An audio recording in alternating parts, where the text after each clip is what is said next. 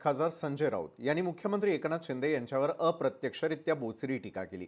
रहमान डकेत कोण आहे हे महाराष्ट्राला आणि सगळ्यांना माहिती आहे असं विधान करून त्यांनी शिंदेंच्या शिवसेनेवर अप्रत्यक्षपणे निशाणा साधला।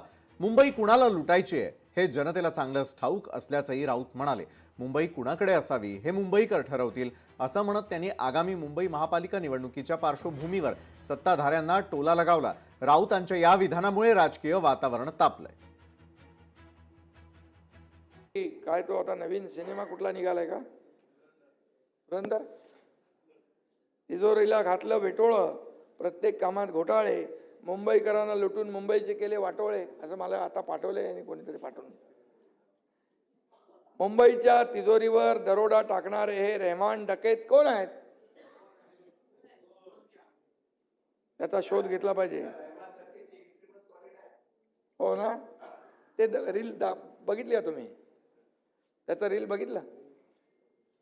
आणि म्हणून मी आपल्याला सांगतो की मी असं कोणाला वैयक्तिक बोलत नाही, पण मला जेव्हा तुम्ही बोलता तेव्हा मला बोलायला लागतं।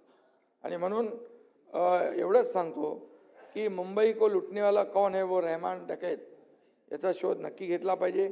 इतिहासात असे अनेक डकैत रहमान डकैत अनेक आले आणि गेले पण, आणि असल्या रहमान डकैतांना पाणी पाजणारी धुरंधर महायुती आहे। या महाराष्ट्राला माहिती आहे रहमान डाकू कोण आहे, कोणाला मुंबई लुटायची आहे आणि त्यांना हे पाठबळ देणारे कोण आहेत। या मुंबईचं कराचीतील लॅरी शहर कोणी केलेलं आहे अड्डा, या अख्ख्या मुंबईला माहिती आहे, महाराष्ट्राला माहिती आहे आणि देशाला माहिती आहे।